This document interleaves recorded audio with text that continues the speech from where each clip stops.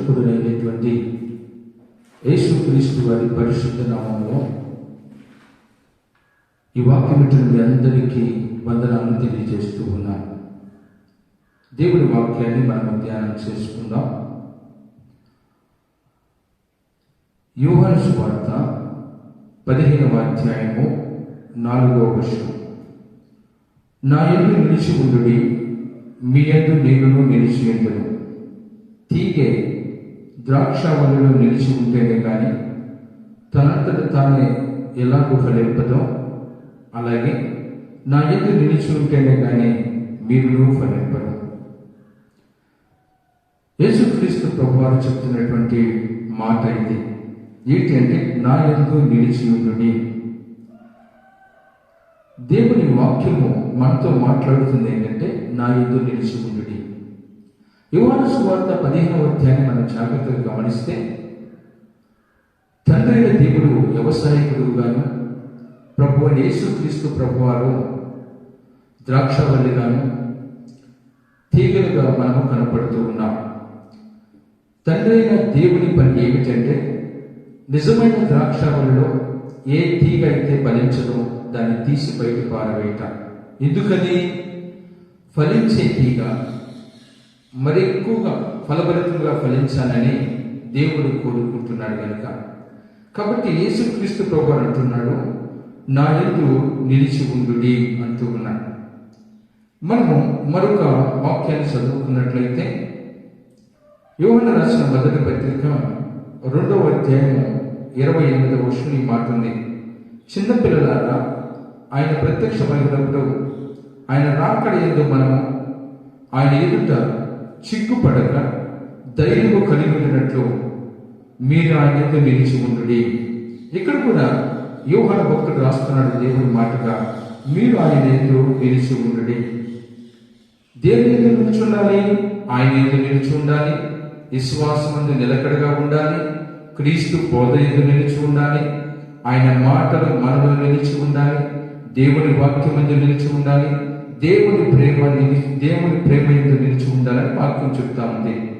కానీ మనమందరము కూడా గమనిస్తూ పరిశీలిస్తూ ఉంటే, లేదు ఈ వాక్యం ఇచ్చినటువంటి నిన్ను కానీ దేవుడి మాటగా అడగగలిగితే, సహోదరుడా సహోదరి, నువ్వు యేసుక్రీస్తునే నిజమైన ద్రాక్షావల్లిలో నిలిచి ఉన్నామా అని అడగగలిగితే, నీవు చెప్పే ప్రశ్న ఏంటంటే, నేను నిలిచి ఉన్నాను అని చెప్తాం.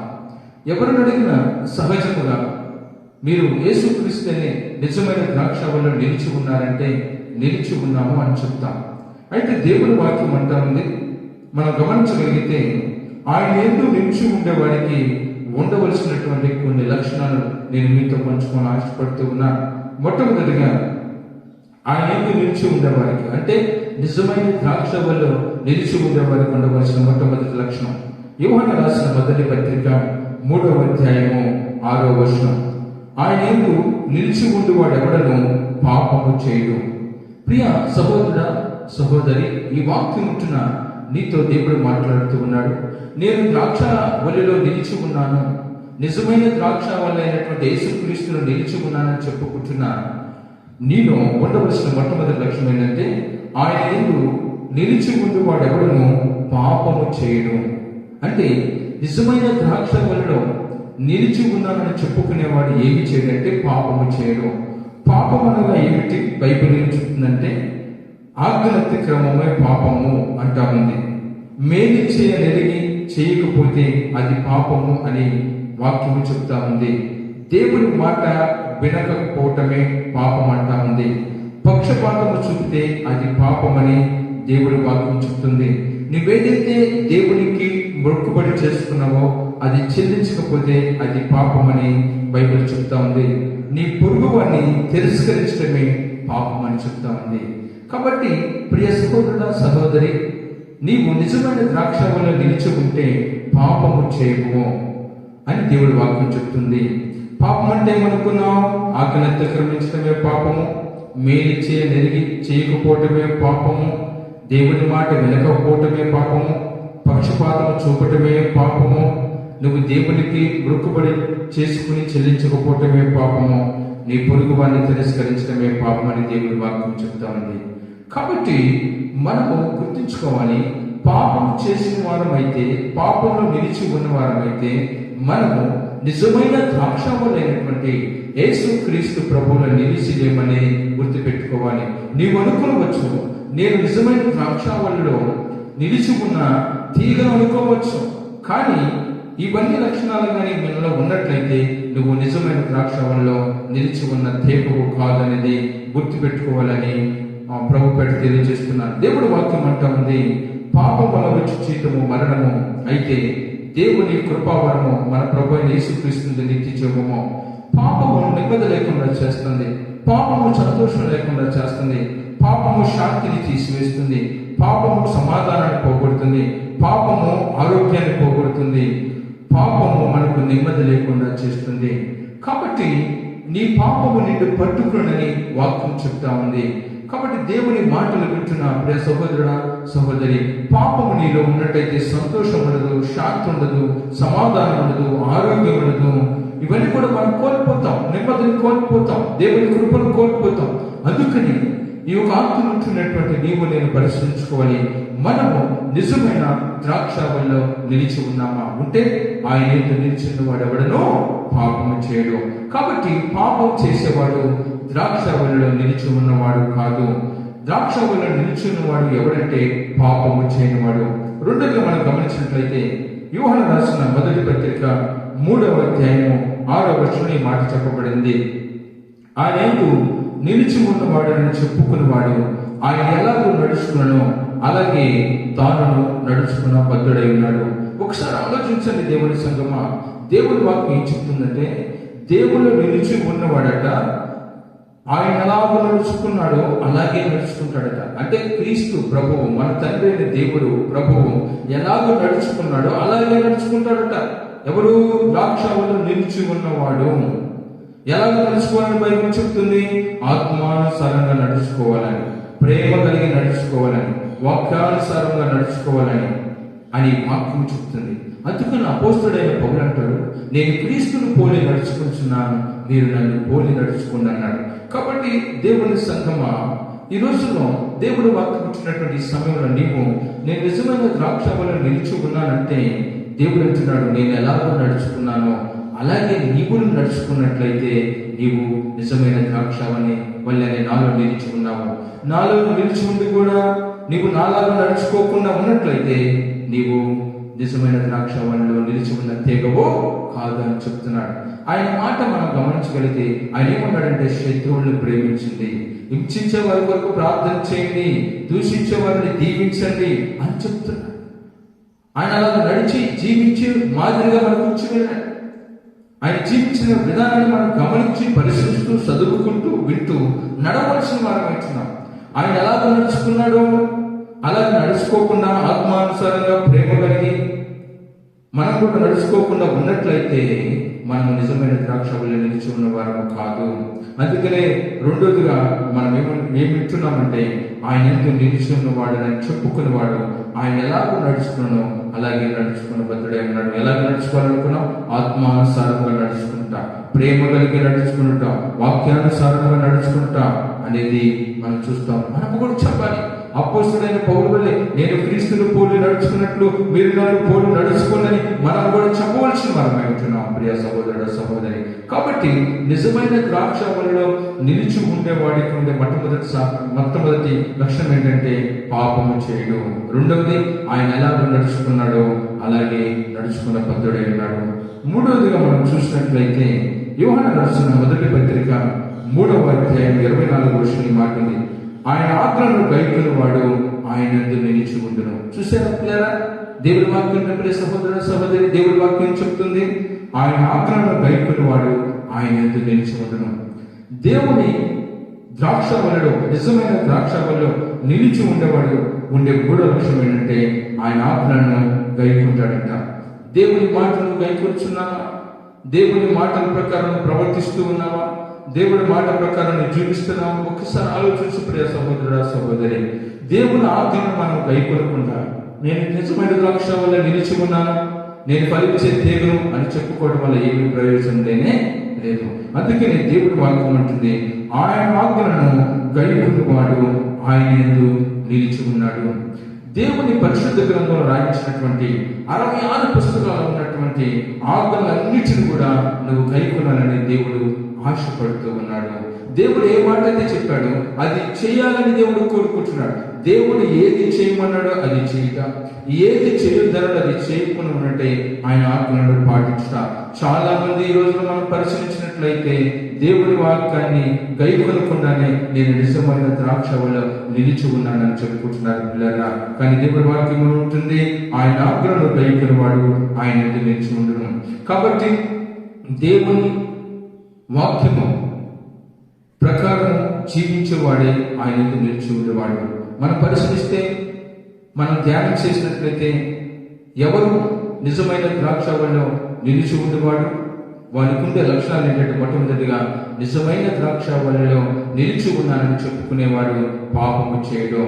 రెండవది ఏంటి, ఆయన ఎలాగో నడుచుకున్నాడో అలాగే నడుచుకుంటాడు. మూడవది ఏంటి, దేవుని ఆజ్ఞలను గైకుంటూ నడుచుకుంటాడు. నాలుగవది చూసినట్లయితే యోహాను రాసిన మొదటి పత్రిక 4వ అధ్యాయము 16వ వచనంలో మాట రాయబడింది, ప్రేమ యందు నిలిచి ఉండేవాడు దేవుని యందు నిలిచి ఉన్నవాడు. దేవునికి మహిమ కలుగును గాక. ఇక్కడ ఏమని రాస్తూ ఉన్నాడంటే యోహాను భక్తుడు, ప్రేమ యందు నిలిచి ఉండేవాడు దేవుని యందు నిలిచి ఉండేవాడు. అంటే నిజమైన ద్రాక్షవల్లి నువ్వు నిలిచి ఉంటే దేవుని ప్రేమ యందు నిలిచి ఉండాలి. అప్పుడు దేవుడు నీ యందు నిలిచి ఉంటాడని దేవుడి వాక్యం చెప్తుంది. దేవుని యందు నువ్వు నిలిచి ఉన్నవాడుగా గుర్తు కలిగి ఉంటావని దేవుడి వాక్యం చెప్తుంది. కాబట్టి వాక్యాన్ని బట్టి ప్రేమ యందు నిల్చుండాలి. మనము దేవుని ప్రేమను చూపించాలి. నీ శత్రువులకైనా, నీ మిత్రులకైనా, నీ బంధువులకైనా, నీ స్నేహితులకైనా, నీ కుటుంబ సభ్యులకైనా, నీ తోటి సోదర సోదరి మనుడికైనా నువ్వు దేవుని ప్రేమను మాత్రమే చూపించాలి.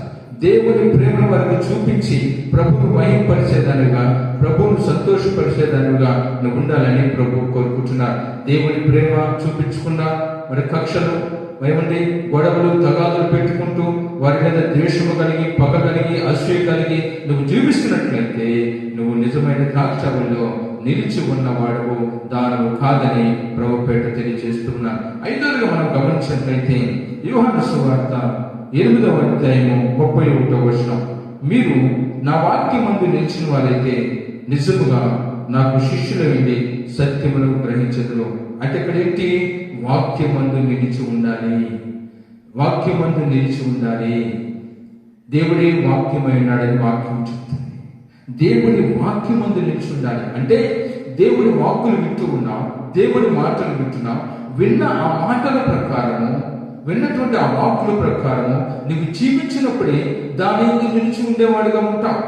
కాబట్టి దేవుడి వాక్యం అంటుంది, మీరు నా వాక్యమందు నిలిచిన వారైతే నిజముగా నాకు శిష్యులైంది సత్యమును గ్రహించరు. సత్యం మిమ్మల్ని ఏం చేస్తుందంటే స్వతంత్రులుగా చేస్తుంది అని వాక్యం చెప్తుంది. దేవుడి వాక్యమందు నిలిచి ఉండాలని దేవుడి వాక్యం చెప్తా ఉంది. 6వదిగా మనం చూసినట్లయితే యోహాను సువార్త 6వ అధ్యాయము 50వ వచనంలో చెప్తూ ఉంది, నా శరీరము తిని నా రక్తము త్రాగువాడు నా యందును నేను వాని యందును నిలిచి ఉందము. చూసారా పిల్లరా, ఇది జాగ్రత్తగా ఈ మాట గమనించాలని ప్రభుపేట తెలియజేస్తున్నాను. యోహాను సువార్త 6వ అధ్యాయము 56వ వచనం ఏం చెప్పబడిందంటే, నా శరీరము తిని నా రక్తము త్రాగువాడు నా యందును నేను వాని యందును నిలిచి ఉందము. దేవుని యందు నిలిచి ఉన్నవాడట ఆయన శరీరము తిని ఆయన రక్తము తాగువాడని చెప్తా ఉంది. అంటే బల్ల క్రమము మనం చూస్తూ ఉంటాం.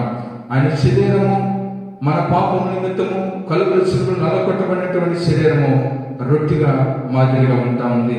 ఆయన కలువరి శిలువలో కార్చిన రక్తము ద్రాక్ష రసముకు మాదిరిగా ఉంటుంది. మనం ఏం చేయాలి? ఆయన బిడ్డలైనటువంటి మనము, ఆయన వెంబడించేటటువంటి మనము, ఆయన ఎరిగినటువంటి మనము, ఆయన విశ్వసించినటువంటి మనము, ఆయన నమ్మినటువంటి మనం ఏం చేయాలంటే దేవుడి వాక్య ప్రకారం మారు మనసు పొంది బాప్తిసం పొంది పరిశుద్ధాత్మలో నడవాలి. ఎప్పుడైతే తండ్రి కుమారుడు పరిశుద్ధాత్మ నామంలో నీటి బాప్తిసం తీసుకుని వాక్య ప్రకారం పరిశుద్ధాత్మ అనుభవం నడుస్తూ ఉంటామో అప్పుడు నీకు ఆయన శరీరం తినే రక్తము త్రాగే అర్హత వస్తుంది. మారు మనసు లేకుండా బాప్తిసం తీసుకుని పరిశుద్ధాత్మ అనుభవం నడవకున్నట్లయితే నీవు ఆయన శరీరం తినటానికి, రక్తం తినటానికి అర్హుడు కాదు. అలాంటి స్థితిలో ఉన్నట్లయితే నువ్వు మారు మనసు పొందావు, అనుకుంటున్నాం, బాప్తిస్మం తీసుకున్నాం, కానీ పరిశుద్ధాత్మ అనుభవంలో నడవట్లేదు, వాక్య ప్రకారం జీవించలేదు, ఆజ్ఞల ప్రకారం జీవించలేదు. అలాంటప్పుడు నువ్వు ఆయన శరీరాన్ని తినడానికి, రక్తాన్ని తినడానికి పాత్రుడు కాదు. ఎందుకని? ఆయన శరీరము, ఆయన రక్తము తాగేవాడు ఆయన వాక్య ప్రకారం జీవించేవాడై ఉండాలి, ఆయన వాక్య ప్రకారం ప్రవర్తించేవాడై ఉండాలి. ఆయన శరీరాన్ని తినడానికి, రక్తాన్ని త్రాగటానికి వారే అర్హులు. బాప్తిసం తీసుకున్నంత మాత్రాన లోకంలో ఉండిపోయి, పాపంలో ఉండిపోయి, ఏమండి, శరీర సంబంధులుగా, లోక సంబంధులుగా ఉంటూ నేను ప్రభు వలలో చేయిస్తున్నానంటే దేవుడి వాక్యం చెప్తుంది మీరు రోగులు అవుతున్నారు, బలహీనులు అవుతున్నారు, కొంతమంది నిద్రిస్తున్నారని. కాబట్టి అయోగ్యులు ఎవరు కూడా ప్రభు వలలో చేయలేకూడదు. యోగ్యత కలిగి ప్రభు వలలో చేయాలి. ప్రభు వలన చేయాలంటే పరిశుద్ధతను కాపాడుకోవాలి, నీతిని కాపాడుకోవాలి, వాక్యానుసారంగా నీ శరీర అవయవాలను కాపాడుకోవాలి, వాక్యానుసారంగా నీ మాట ఉండాలి, వాక్యానుసారంగా నీ చూపు ఉండాలి, వాక్యానుసారంగా నీ నడవడి ఉండాలి.